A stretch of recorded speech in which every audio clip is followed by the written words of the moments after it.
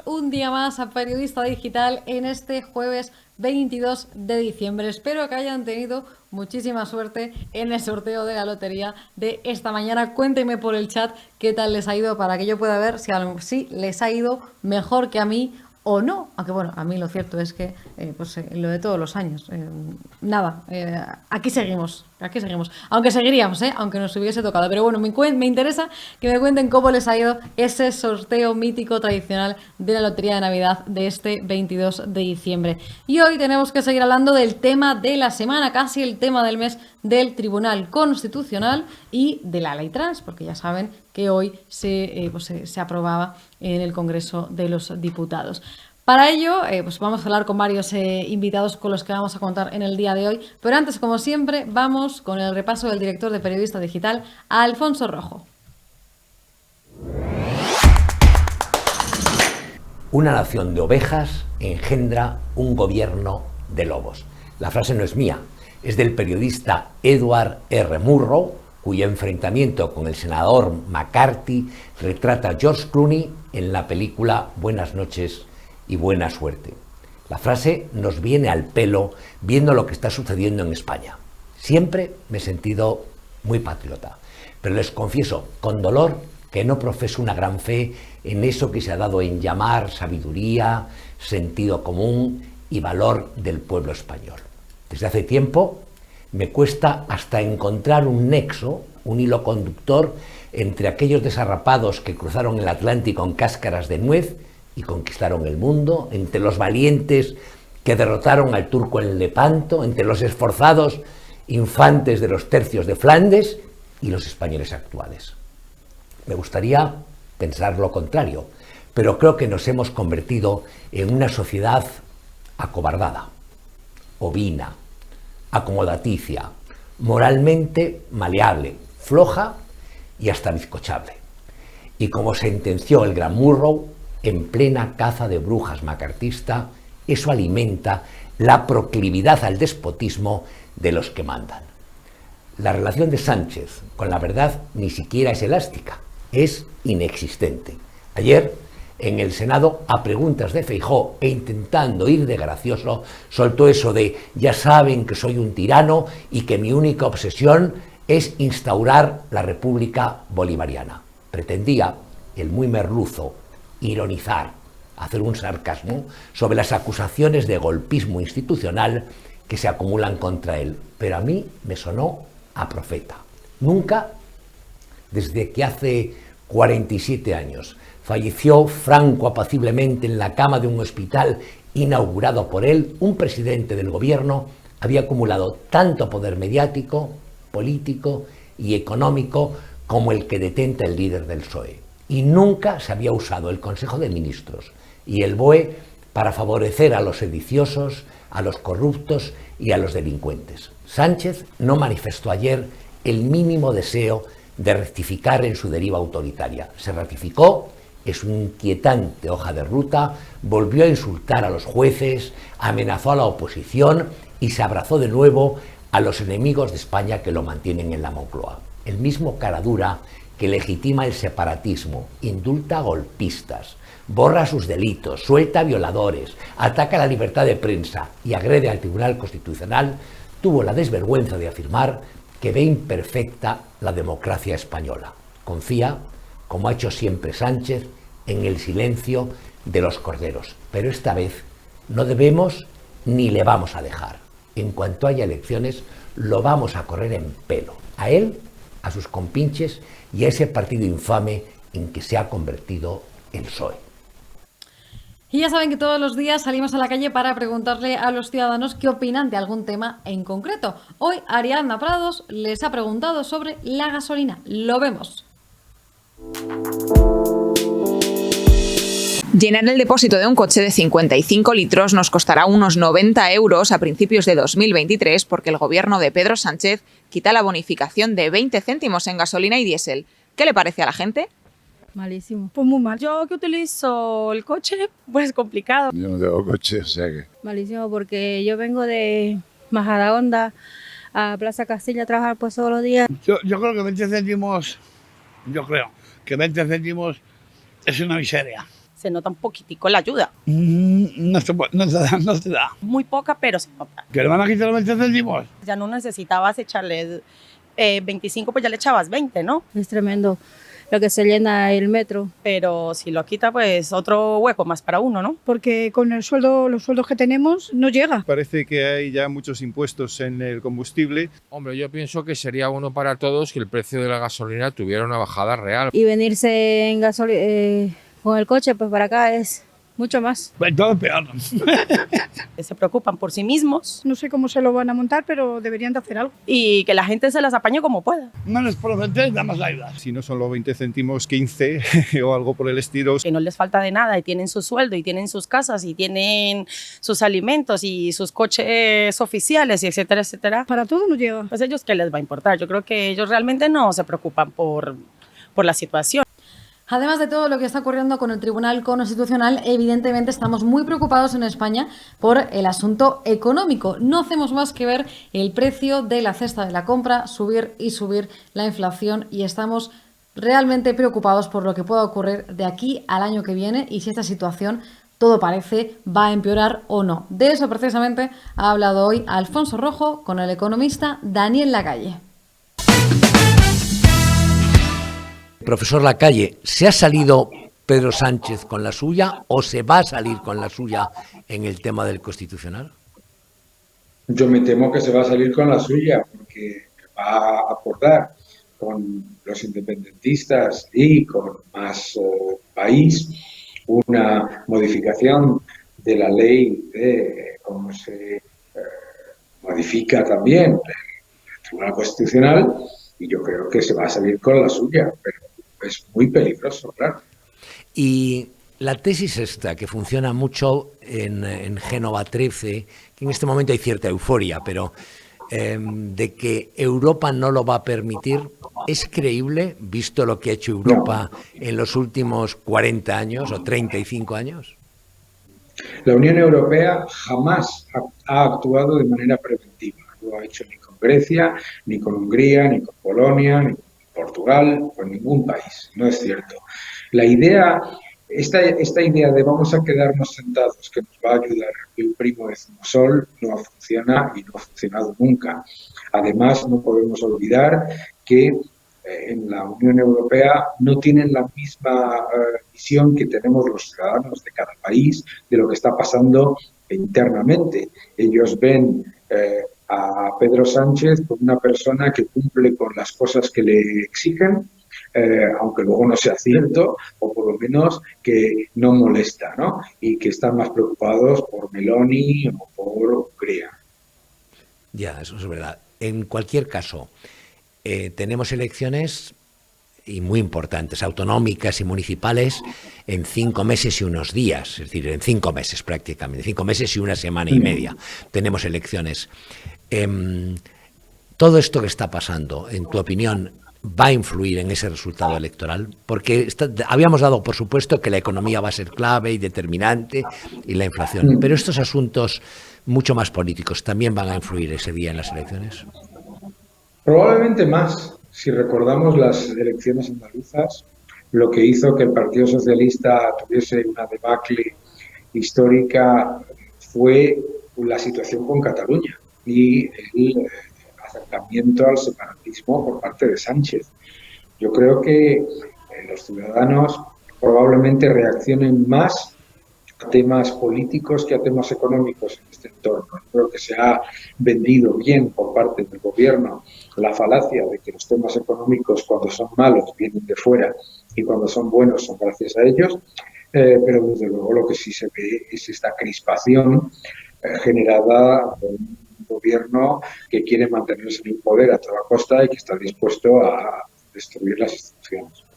Escribes en tu Twitter, en uno de los últimos posts que has subido, el penúltimo, el último que has subido, por lo menos que yo he visto, que la famosa reforma laboral, que las medidas que está tomando Yolanda Díez y compañía no están funcionando. Dice, el paro es más alto de lo que se dice, el paro es más profundo de lo que se dice. ¿Qué es lo que no funciona? No funciona nada, han sido medidas puramente cosméticas Muchos lo alertamos. Yo escribí un artículo en diciembre de 2021 alertando que el único objetivo de la reforma laboral era disfrazar el paro. Y eso es lo que está ocurriendo. Por un lado, con el subterfugio de obligar que los contratos temporales estacionales y los de obra y servicio se conviertan en fijos discontinuos, pues disfraza el paro. Hay prácticamente 400.000 personas fuera de las listas del paro que no están trabajando y adicionalmente lo hemos visto también en un dato demoledor. Desde la reforma laboral, la duración media de los contratos ha bajado casi 20 días. Eso significa que prácticamente el 20% de los contratos en noviembre fueron de menos de una semana. Por lo tanto, la reforma laboral para lo único que ha servido es para disfrazar lo que es la tasa de paro oficial y fundamentalmente para disfrazar la precariedad y fundamentalmente llamar fijo a cualquier cosa. Una cosa que sorprende al observador no ilustrado como yo, el que no sabe de economía como yo, que habrá millones, decenas de millones. Uno mira alrededor y dice, bueno, hay una crisis, es evidente, los precios están disparados, la inflación es galopante, tenemos un paro enquistado, alrededor de los 3 millones siempre, cientos de miles arriba o cientos de miles abajo, y sin embargo llegan los puentes y da la sensación de que todo el mundo se va de vacaciones y sale uno a la calle en una ciudad como Madrid, que es una ciudad muy activa, y todo está lleno. Los bares están llenos, las comidas y cenas de Navidad bloquean todo.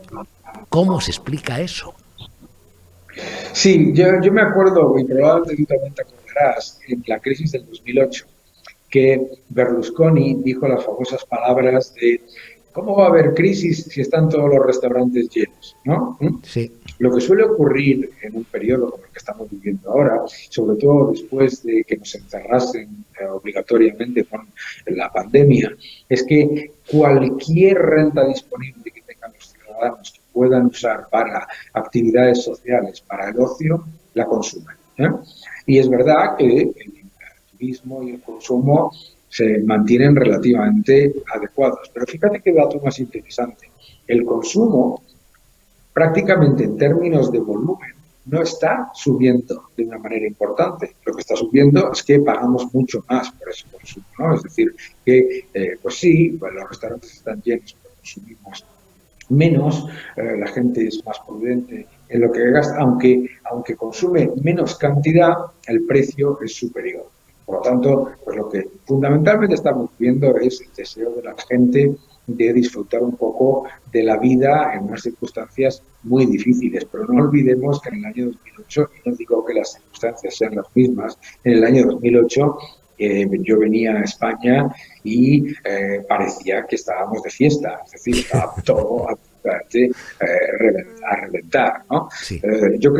¿Y por qué? Pues también pasa que hasta que lo que es un frenazo económico muy evidente se convierte en una crisis, ojo, muy diferente, en una crisis como la del 2008 o la de 2011, no se empieza a notar ese impacto también en la hostelería. La hostelería, muchas veces habrás escuchado tú eso de lo último que se deja de pagar es la hipoteca, que es cierto, ¿verdad? Pero no nos olvidemos que en España lo último que se deja de hacer es salir a disfrutar una cena o unas copas con unos amigos. El 2023, que está a la vuelta de la esquina. Siempre los años empiezan con muy buenos propósitos: adelgazar los que no han adelgazado, aprender inglés los que no lo saben, que son también legión y que después lo abandonan, portarse bien con la familia, no gritar a los niños, todo este tipo de cosas. Acordarse de los aniversarios y de los cumpleaños para no meter la pata y ahorrar. Pero ¿vamos a tener un 2023 que nos permita eso o se agudizará la crisis y, como pronostica el Banco de España, creceremos todavía menos y estaremos al borde de la recesión? Sí, yo creo que tendremos más habilidad de adelgazar y aprender inglés que de ahorrar. y me temo que si vemos las estimaciones tanto del Banco Central Europeo como del Banco de España, como de la IREF, etcétera, etcétera, la inflación en el año 2023 volverá a ser elevada y la inflación es acumulativa. Es decir, sobre una inflación del 7% en el 2022 y una del 5% en el año 2021, nos vamos a encontrar con la inflación por lo menos del 4%, según dicen en sus propias estimaciones, ¿no? Y con un frenazo económico que además no entra en recesión técnica porque el gasto público es muy elevado y eso, digamos que sostiene el Producto Interior Bruto, pero que sí entra en una contracción severa del sector productivo, que es lo donde estamos ahora mismo, ¿verdad? Y yo creo que, bueno, pues la probabilidad de ahorrar va a ser muy complicada, así que aprovechemos, los que no sepan inglés, aprovechen para estudiar inglés o para ver películas sin doblar, que probablemente funciona mejor que estudiar. Y adelgazar. Muchísimas gracias, Daniel Calle. Eso probablemente también, considerando la inflación que se estima, va a ser un poquito más sencillo, porque no te creas. Muchas gracias. Un fuerte abrazo, gracias.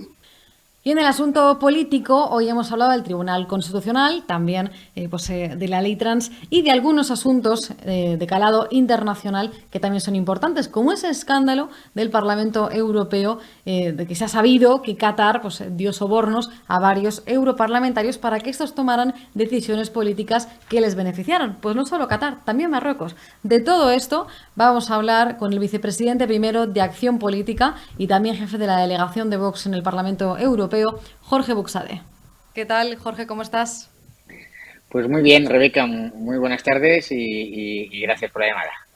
Encantados de tenerte aquí con nosotros, sobre todo en una semana tan movida por todo lo que está pasando con el Tribunal Constitucional y ese asalto a la justicia del presidente del Gobierno, Pedro Sánchez. Lo que ha hecho Vox hasta el momento es anunciar, bueno, además de que ha anunciado esa moción de censura contra el Gobierno, la anunció hace ya unas semanas, de la que vamos a hablar también después, Abascal anunciaba que va a presentar esa querella contra Pedro Sánchez en el Supremo el viernes y además, si no me equivoco, Jorge, habéis hecho un llamamiento a aquellos ciudadanos que quieran acudir también acompañando a Abascal y al resto de miembros del partido a presentar esa querella. Sí, bueno, en cuanto al tema de la proposición de ley utilizada de forma fraudulenta, pues también poner de manifiesto que Vox interpuso el mismo recurso de amparo que interpuso el Partido Popular. Al final el Tribunal Constitucional decidió resolver en primer lugar el del Partido Popular, lo cual nosotros nos alegramos muchísimo, pero vamos, que conste que esto es un hecho. Sí, efectivamente, pues Santiago anunció hace 2 días la interposición de una querella contra Pedro Sánchez y más personas, por lo que consideramos una auténtica participación en un proceso de conspiración para delinquir contra la unidad nacional, contra la Constitución, contra las instituciones del Estado. Desde el mismo momento en que se celebran las elecciones generales y Pedro Sánchez engaña a sus electores, engaña a los españoles que votaron al Partido Socialista confiados en todas esas promesas que Pedro Sánchez hacía en campaña: no pactaré con Bildu, no pactaré con los separatistas, no puedo dormir con los de Podemos, etcétera. En 24 horas se había desdicho de todas sus mentiras y desde ese momento nosotros hemos acumulado y recopilado toda una serie de datos, de hechos, de pruebas que ponen de manifiesto la existencia de una conspiración para la comisión de delitos contra lo más importante, que es la unidad de la nación, las instituciones del Estado, la democracia. El último paso, o penúltimo deberíamos decir, porque no sabemos cuál va a ser el siguiente, ha sido este intento a través de una proposición de ley fraudulenta de efectivamente asaltar el Consejo General de Poder Judicial, asaltar el Tribunal Constitucional para finiquitar ya directamente la separación de poderes siguiendo el modelo de Chávez en Venezuela. Esa proposición de ley que, por cierto, también es el mismo formato que utilizó Sánchez para conseguir aprobar la derogación del delito de sedición y también la reforma de malversación en el Congreso. No sé cuál esperáis que sea el recorrido que pueda tener esa querella en el Supremo contra Sánchez.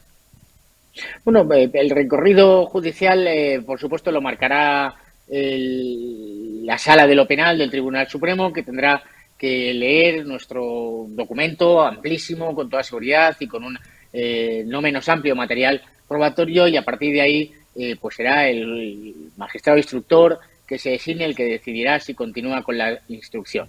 Lo cierto es que hay muchas actuaciones delictivas y que en cualquier caso va a permitir fijar en un documento de naturaleza judicial los hechos que acreditan el concierto, la colaboración, la cooperación activa entre Pedro Sánchez, utilizando al Partido Socialista, utilizando al Gobierno de España y las organizaciones separatistas. Yo quiero, por ejemplo, recordar que pocas semanas más tarde de la moción de censura de Santiago Abascal, en noviembre de 2020 o poco antes, se había puesto definitivamente en marcha esa mesa de la traición, esa mesa de la rendición, esa mesa de la conspiración, en la que Sánchez y sus adláteres se han sentado con Torrens, con Aragonés y con todos los líderes que siguen en el golpe separatista, como hemos podido conocer hace muy pocos días, que decían que ellos ya están con ese otro nuevo referéndum ilegal. Lo intentaron en el 2017, tuvieron enfrente a las fuerzas y cuerpos de seguridad del Estado, a los jueces, a su majestad el rey, tuvieron enfrente a miles de españoles, y ahora lo que se encuentran enfrente es un gobierno que colabora y coopera activamente con ellos y que le pide que derogue el delito de sedición, y lo hace. Le piden que modifique la malversación para que Junqueras se pueda presentar en las próximas elecciones, y lo hacen. Esto tiene que tener consecuencias, sin duda alguna. Una de las primeras iniciativas que habéis planteado desde Vox es el planteamiento de esa moción de censura con un candidato de consenso. No sé si nos puedes adelantar, Jorge, en qué momento se encuentran ahora mismo esas negociaciones que Abascal estaría teniendo con los diferentes partidos para avanzar en la presentación de esa moción. Bueno, pues a pesar de lo movida que ha sido esta semana, a pesar de que todo el foco informativo ha estado en el Pleno del Tribunal Constitucional y en qué va a suceder en la tramitación última en el Senado, a pesar de todo este jaleo, Santiago Abascal ha seguido, por supuesto, pues trabajando para construir esa moción de censura. Por una parte, para tejer los votos de aquellos que en la moción de censura de 2020 decidieron no votar a Santiago Abascal, y por otra parte en la búsqueda de ese candidato o candidata a la presidencia del gobierno que reúna esas condiciones de neutralidad política actual, de experiencia, de prestigio, y que sea el candidato que permita que esa moción reciba el mayor número de apoyos posibles, en la confianza de que es preciso construir una alternativa, y que esa alternativa la podemos construir ya en esta moción de censura, sin esperar al resultado de las elecciones generales, en las que confiamos, por supuesto, que el pueblo español le dirá que no al traidor, que no al felón, que no al mentiroso, sobre todo los millones de votantes socialistas que con toda seguridad se sentirán enfadados, defraudados, engañados por parte de Pedro Sánchez. ¿No tenéis todavía así algún nombre que barajéis como ese candidato de consenso, Jorge?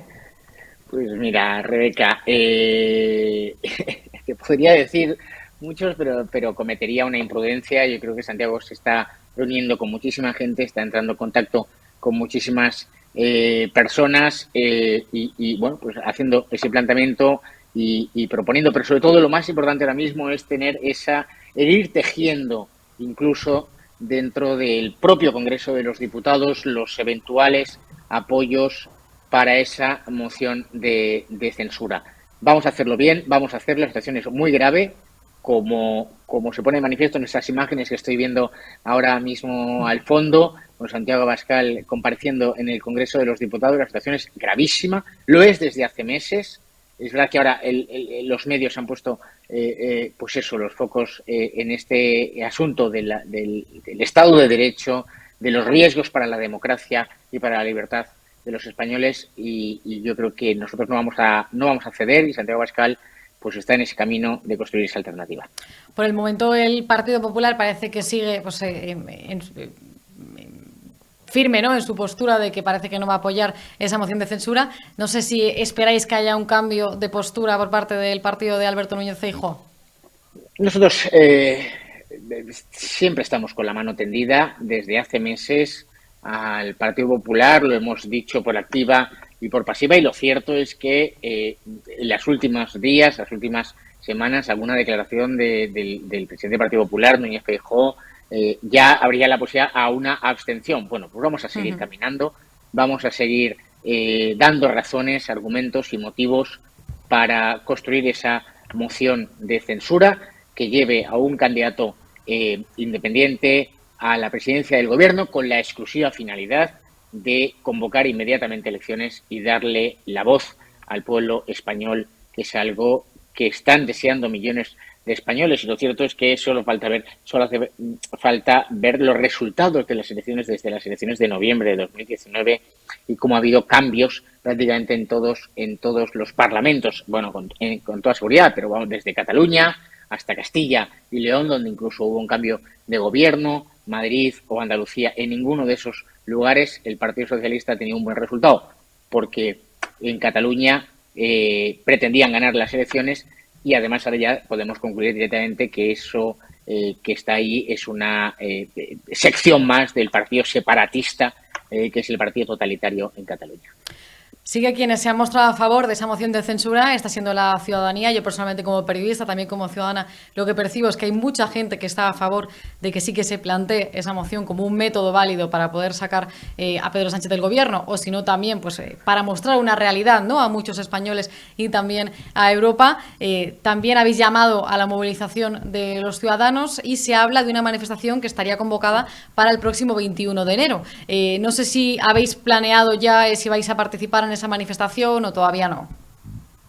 No te podría dar oficialmente ninguna respuesta respecto a esa convocatoria. Yo creo que ahora tenemos una convocatoria muy importante, que es mañana, pues acompañar a Santiago Abascal a las 12 de la mañana en la Plaza de la Villa de París, ante el Supremo, en ese momento en que Santiago pues presente la correspondiente querella en esa comparecencia pública de Santiago, donde efectivamente creo que nos dirigirá a todos los madrileños, a todos los españoles que se puedan acercar, y además pueden hacerlo con sus hijos y con los jóvenes universitarios, porque ya no hay colegios, acercarse a escuchar a Santiago Abascal, el planteamiento político, el planteamiento jurídico, el planteamiento general de la situación por parte de Santiago mañana en Madrid a las 12.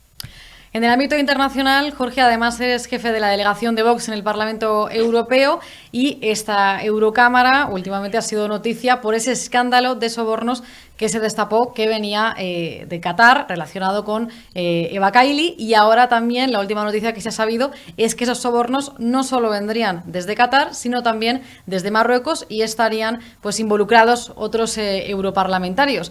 ¿Cómo has vivido como eurodiputado, que tú también eres, toda esta situación desde allí? Bueno, desde el punto de vista personal, con muchísima tranquilidad, porque cuando uno pertenece a un partido como Vox, en el que puede decir con toda la tranquilidad del mundo en la sesión plenaria del Parlamento en Estrasburgo, y lo he dicho en 2 ocasiones al menos, la nación por encima del lobby, pues uno está muy tranquilo. Uno sabe cuáles son los riesgos de esos lobbies, de esas organizaciones no gubernamentales que eran el vehículo a través del cual, al parecer, el reino de Qatar y el reino de Marruecos pudieran estar provocando actos de corrupción política y de soborno, ¿no? Son varios los eurodiputados. Yo recién he venido otra vez esta semana de Bruselas y efectivamente hay un ambiente de cierta tensión, porque lo que se va conociendo en los medios de la causa judicial seguida en Bélgica, cada vez va ampliándose el número de posibles eurodiputados o de asistentes que pudieran estar implicados. La situación es muy grave. Hemos tenido votos muy recientes en Parlamento Europeo y acciones de la Comisión Europea, como por ejemplo esa partida de 120 millones de euros que se da para la mejora de los regadíos en Marruecos, cuando nuestros agricultores están en una situación nefasta, por consecuencia precisamente de las mismas políticas comunitarias. Nosotros desde Vox en el Parlamento Europeo lo primero que hemos hecho ha sido exigir explicaciones de la Comisión Europea para que nos digan qué escenarios, qué directivas, qué decisiones, qué actos se han adoptado por la Comisión o por el Parlamento Europeo que pudieran estar afectados por estos actos de soborno político. A mí Y Rebeca, te lo digo con toda sinceridad, que Eva Kaili o que cualquier eurodiputado haya recibido X mil euros por apoyar y hacer declaraciones públicas a favor de Qatar o de Marruecos, me parece gravísimo, y que actúe la justicia, pero me parece muchísimo más grave, y es nuestra responsabilidad asegurar, conocer, garantizar y en su caso exigir las responsabilidades de todo tipo si en algún momento la Comisión Europea o el Parlamento Europeo han dictado una resolución para favorecer a Marruecos o a Qatar en perjuicio de los españoles o en general en perjuicio de todos los europeos. Es un tema muy grave, muy sensible. Por ahora está solo afectado además precisamente toda la izquierda del Parlamento Europeo, especialmente el grupo de los socialistas, y a lo mejor algunos medios lo han vendido como cosas. la derecha, por cierto, lo habrás leído. Sí, una socialdemócrata conservadora, ¿no?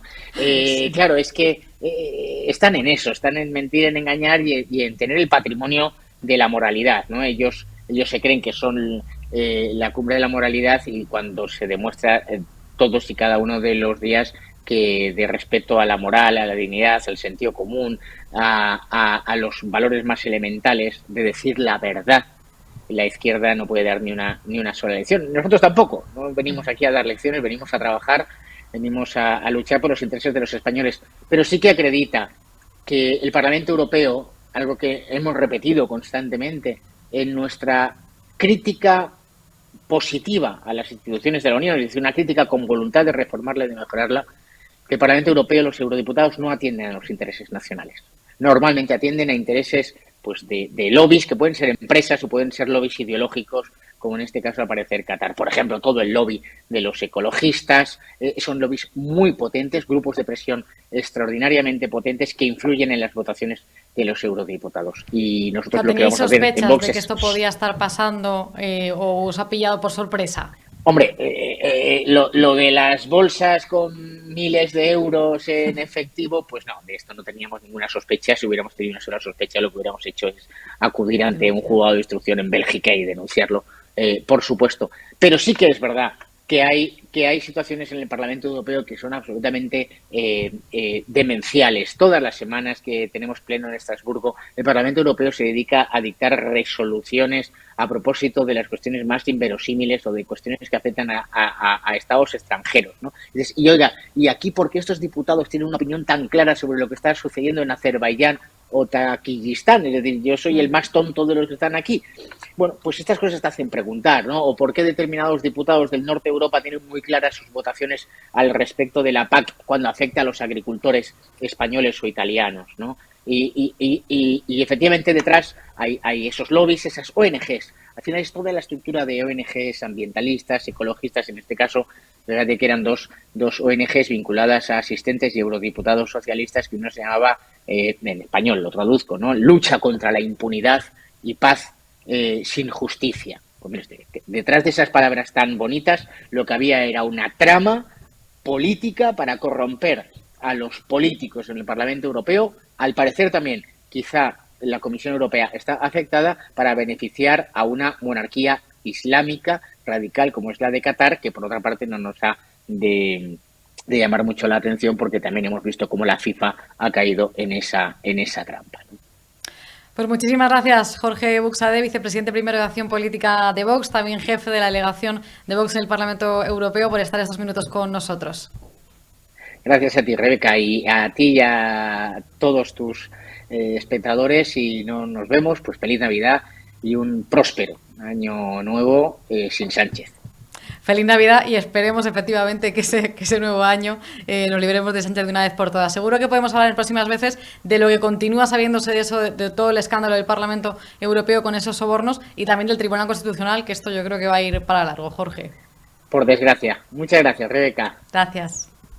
Sobre toda la actualidad nacional ha hablado también hoy Alfonso Rojo en una de esas entrevistas con uno de los periodistas también más conocidos de este país, Benjamín López, que además ahora es el nuevo subdirector de esdiario.com. Lo vemos. Querido Benjamín, ¿tú crees que Pedro Sánchez va a cambiar, va a rectificar, va a modificar esta deriva autoritaria, casi dictatorial en la que se ha metido? No, evidentemente no. Evidentemente no, es más, el plan va mucho más a futuro que lo que está ocurriendo ahora, o que incluso yo me atrevería a decir que las próximas elecciones. Otra cosa es que el plan le salga. Yo creo que el plan que tiene en su cabeza va a intentar de alguna manera, no sé si perpetuarse en el poder, pero desde luego estar una larguísima temporada ahí. ¿Cómo? Pues haciendo cada vez más sólida ese gobierno, esa alianza Frankenstein, ¿no? que le llevó al poder, y que hemos visto además la prueba para mí definitiva, la prueba del algodón de que eso es así, lo vimos en los presupuestos generales del Estado, Alfonso. Acuérdate que le han sobrado votos. Sí. Negoció con Bildu unos votos que no necesitaba. ¿Por qué negocia con Bildu? Que se supone que eso tiene un desgaste electoral o de imagen, claro. ¿Por qué negocia con Bildu unos votos que no necesita? Aritméticamente no le hacían falta para nada. Pues para mí la cuestión es clara. Él quiere tener bien tejida, bien cosida, bien remendada esa alianza Frankenstein que le llevó al poder para continuar así en las próximas elecciones. O sea, son sus socios absolutamente convencidos de que quieren serlo, y quiere que esa alianza perdure en el tiempo, más allá de unas elecciones que él sabe que no va a ganar, por supuesto, por mayoría absoluta, y que incluso a lo mejor pierde, pero que quizás sumando con unos, con otros, con todos, pues pueda estar ahí otros 4 años más y acabar de hundir este país, ¿no? Que eso es lo verdaderamente peligroso. Así que evidentemente que el plan para mí es claro, y Pedro Sánchez quiere de alguna manera perpetuarse en el poder. Si a eso le sumas el control del Tribunal Constitucional, que es el único que le ha dado algún pequeño disgusto durante estos años en la Moncloa, pues está claro, ¿no? Porque el Tribunal Constitucional le despejará su hoja de ruta, le pondrá una alfombra roja para, pues empezando por el referéndum en Cataluña, ¿no? Para aprobarle todo lo que él quiera, y podemos ver una España muy diferente si eso sucede en los próximos 4 años. Hablamos de 2027, 2028, a España, como decía, guerra, ¿no? No la va a conocer ni la madre que la parió. Pero bueno, tú has dicho, sufre un desgaste electoral, porque estas cosas desgastan, es evidente. Es decir, sí. Yo no te hablo ya de las últimas encuestas, que parecen apuntar que vuelve a crecer el PP y que el centro derecha vuelve a sumar mayoría absoluta, y que tanto el PSOE como Podemos bajan, y lo de esta chica de Yolanda Díaz no despega. ¿Hasta qué punto este tipo de cosas le desgastan? No te hablo de la batalla del Constitucional, sino el que estén saliendo violadores, el que de la cárcel, son más de 100 y pico, el que haya indultado a los golpistas, el que mienta con tanta frecuencia, porque su relación con la verdad es inexistente, ha mentido en todo. ¿Eso le desgasta electoralmente? Hombre, sí le desgasta, evidentemente que le desgasta. Lo que pasa es que los españoles somos de memoria flaca, y si las cosas en mi bolsillo van razonablemente bien, pues lo demás se perdona. Esa es la realidad, y más a un año vista que quedan para las elecciones. Creo que son las municipales, las autonomías están más cerca aquí, por eso tenemos a Paje tan revirado, ¿no? Sí. Tan enfadado con Sánchez, porque sabe que le está haciendo la puñeta a corto plazo. Pero él piensa en sí mismo y en las elecciones generales de dentro de un año, ¿no? Y piensa pues en todo ese récord de recaudación que tiene, en cómo gastarlo. Piensa en la potencia de fuego que tiene propagandística a nivel mediático, ¿no? Con pues, prácticamente toda la prensa de este país afín, y con todo eso piensa revertir la situación. Tú date cuenta que ahora mismo, con la ley del sí es sí, con todo lo que está sucediendo, rebajando el delito de la malversación, a la carta, ¿no? Haciendo un código penal a la carta para los separatistas catalanes, en todo eso, todavía las encuestas le dan 90 y tantos escaños. O sea, claro que esa es la base de la que él parte. O sea, en su peor momento, diríamos, de popularidad, tiene 90 y tantos escaños. Vamos a ser realistas. Yo creo que las perspectivas para él, salvo hecatombe económica, serían subir a partir de esos 90, recuperar algo. Porque cuando entre en campaña, cuando empiece a repartir dinero, todos sabemos que efectivamente tiene mucha potencia de fuego y que algo va a escalar. O sea, no le veo hundiéndose más, le veo recuperando terreno. ¿Suficiente? Pues no lo sé, pero para eso él está buscando todos esos apoyos externos que, aunque a lo mejor él baje en las elecciones respecto a lo que tiene ahora, pero le permita seguir gobernando, que es su objetivo final, ¿no? Con planes además para cambiar la Constitución como la tenemos ahora, o sea, probablemente ir hacia una tercera república, que yo creo que sea también otro de los objetivos que tiene en mente, sin duda. Que hablamos, evidentemente no hablamos de 2023 ni de 2024, hablamos a medio plazo, pero que si él consigue ganar las próximas elecciones y gobernar los próximos 4 años, si uno nos parece largo, en 4 da tiempo a hacer muchísimo. Con un Tribunal Constitucional a la carta, con una mayoría, ya te digo, bien fraguada, dispuesto a ceder lo que sea a los socios independentistas, como ya hemos visto, pues que puede hacer muchísimo, muchísimo y dejar este país que no lo conozcamos. De todas maneras, tenemos a 5 meses vistas, 5 meses y unos días, elecciones municipales y autonómicas que van a ser clave, porque van a marcar tendencia de forma clara. Esa es la gran encuesta que tenemos de aquí a las generales. Y parece que no pinta bien. Hoy ha saltado, me parece, en Valencia un nuevo escándalo de corrupción que salpica otra vez directamente a los socialistas. Está toda esta historia del caso Azuz, que no conozco los detalles. Falta por ver qué ocurre con Griñán. Está el marido de... colocado y trincando el marido de la vicepresidenta Nadia Calviño. Es decir, lo tienen complicado. Sí, Alfonso, pero... Bueno, pienso yo, no lo sé. Sí, ¿no? sí. O me gustaría verlo, que eso, lo tienen complicado, ¿eh? Claro. No, hombre, no lo tiene fácil, ¿no? Y evidentemente él, una cosa es el plan que él tiene en la cabeza y otra es que le salga. ¿Sabes? Esperemos que la sensatez de los españoles haga que no le salga ese plan. Por todo esto que te estás diciendo, por todo a lo que estamos asistiendo, que es cruzar una línea roja tras otra, que es que ni nos imaginábamos siquiera a verbalizar, ¿no?, las cosas que está haciendo, porque nos tildarían de locos. Si hace un año decimos lo que está haciendo ahora, diríamos, no, hombre, no, ¿cómo va a insultar? ¿Cómo va a llamar golpistas a los jueces a los magistrados del Constitucional, comparándolos con Tejero en sede parlamentaria, un portavoz del PSOE? Bueno, pues lo hemos visto. ¿Cómo van a decir que el sistema judicial español es machista? Lo hemos visto. ¿Cómo van a hacer el Código Penal a la carta de lo que quiera el delincuente? Bueno, pues lo estamos viendo. O sea, no nos atrevíamos ni a decirlo, aunque lo pensáramos, ¿no? Pero casi no te atrevían a decirlo porque te tomaban por loco, por conspiranoico. Pero, claro, dice, sí, le desgasta, hay casos de corrupción, pero ¿quién está dando esos casos de corrupción?